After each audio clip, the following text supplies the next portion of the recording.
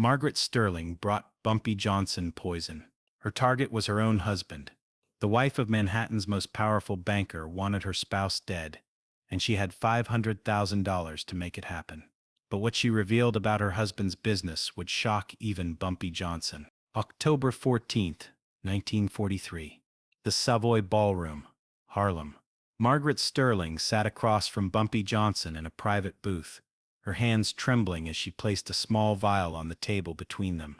Inside the vial was enough cyanide to kill 3 men. "I want my husband dead," Margaret said quietly, her Upper East Side accent cutting through the jazz music, "and I want you to do it." Bumpy looked at the vial, then at Margaret.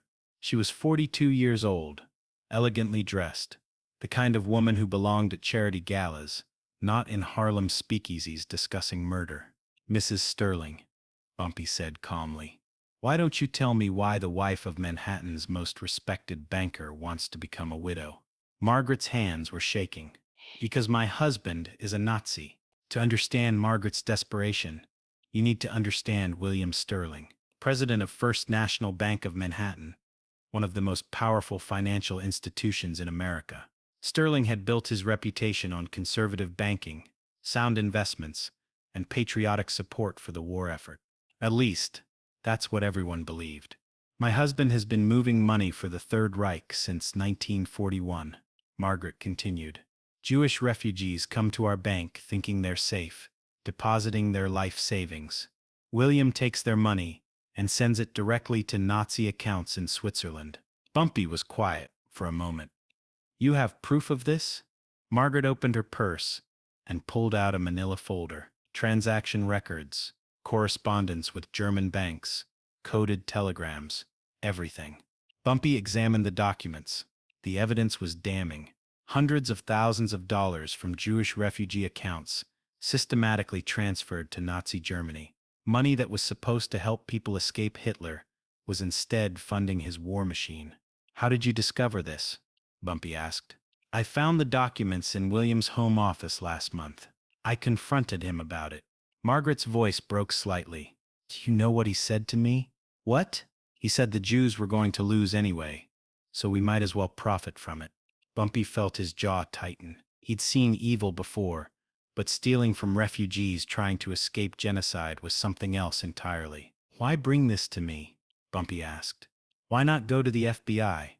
Margaret laughed bitterly. "The FBI? You think they don't know? William has connections throughout the government.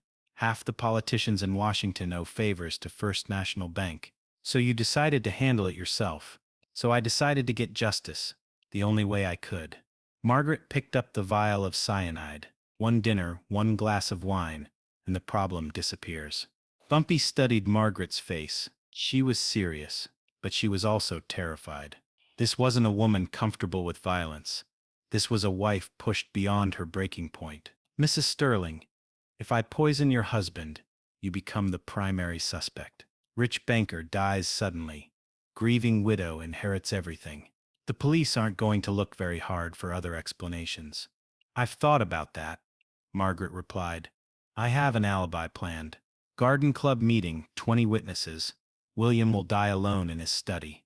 And after he's dead, what happens to the stolen money?"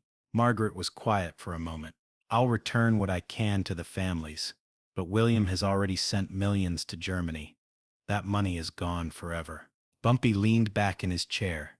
"Mrs. Sterling, I'm going to ask you something, and I want you to think carefully before you answer." "What?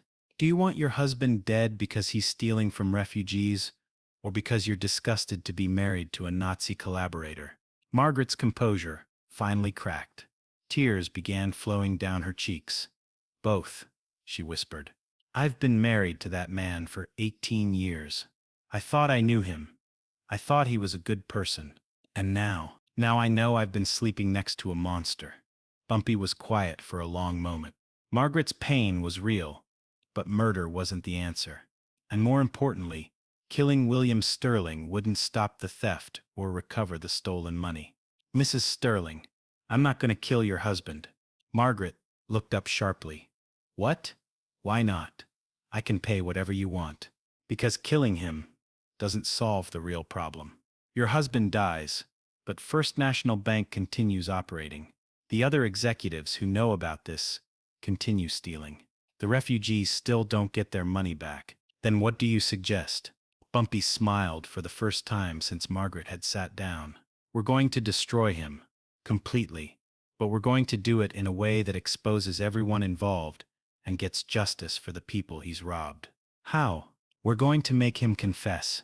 Publicly. In front of the entire New York banking community.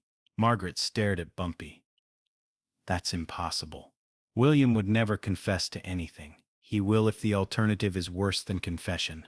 Over the next 3 weeks, Bumpy put together the most elaborate justice operation of his career. First, he needed to gather more evidence. Margaret provided access to William's home office, allowing Bumpy's people to photograph every document, every bank record, every piece of correspondence. Second, Bumpy needed to identify all the other conspirators. The Nazi money laundering operation wasn't just William Sterling.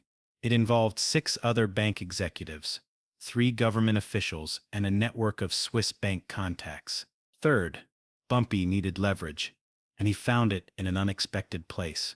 William Sterling had a brother named Robert, who was fighting with the 101st Airborne in Italy. Robert Sterling was a decorated war hero. Completely unaware that his brother was funding the enemy, he was risking his life to fight. On November 6, 1943, Bumpy arranged for Robert Sterling to receive a special leave to return to New York. The official reason was a family emergency. The real reason was a family reckoning. November 10, 1943, the annual Manhattan Banking Association dinner at the Waldorf Astoria. 500 of the most powerful financial leaders in America gathered for their yearly celebration. William Sterling was scheduled to give the keynote address. He had no idea that his brother Robert was sitting in the audience, still in his military uniform. He had no idea that FBI agents were positioned at every exit, and he had no idea that Margaret had already provided copies of all his documents to federal prosecutors. William took the podium at 8:30 p.m., confident and smiling. He began his speech about American financial strength during wartime. The irony was lost on him. Halfway through his speech, the lights dimmed. A projector screen descended from the ceiling, and suddenly, blown up for everyone to see, were photographs of William's documents. Bank transfers to Nazi Germany, correspondence with SS officers, records of stolen refugee money. The room erupted in chaos. 500 banking executives suddenly realized they were looking at evidence of treason. William stood frozen at the podium as Robert Sterling rose from his seat in the audience. "Hello, brother," Robert said, his voice carrying through the microphone system. "I've been fighting Nazis in Italy for 8 months. Imagine my surprise to learn that you've been funding them from New York." William's face went white. "Robert, this isn't what it looks like. It looks like you've been stealing money from Jewish refugees and sending it to the Third Reich. Is that not what it looks like?" The FBI agents began moving through the crowd, arresting not just William but 6 other banking executives whose names appeared in the documents. Margaret Sterling stood up from her table near the back of the room.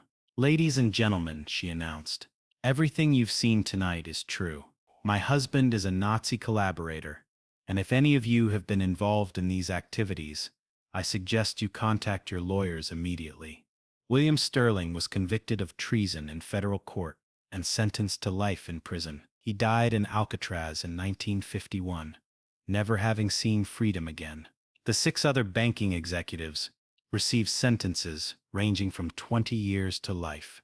First National Bank was liquidated by federal order.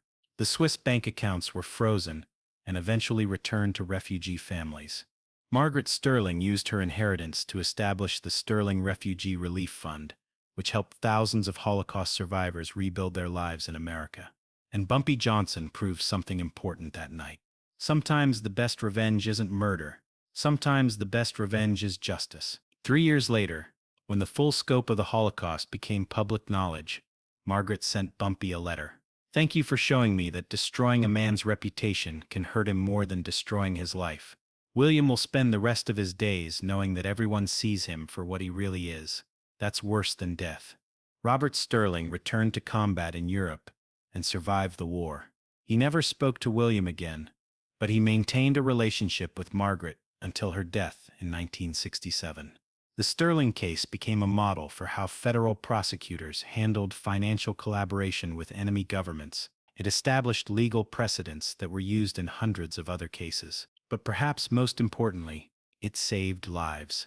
The refugees whose money was recovered were able to bring their families to safety, to start businesses, to rebuild their lives in America. Sometimes justice requires patience. Sometimes it requires strategy. And sometimes it requires showing people that there are things worse than death. Like spending the rest of your life knowing that everyone knows what you really are. If this story of justice over revenge moved you, hit that subscribe button. Drop a like if you believe some crimes require public exposure rather than private punishment. And comment below, was Margaret Sterling right to choose humiliation over murder?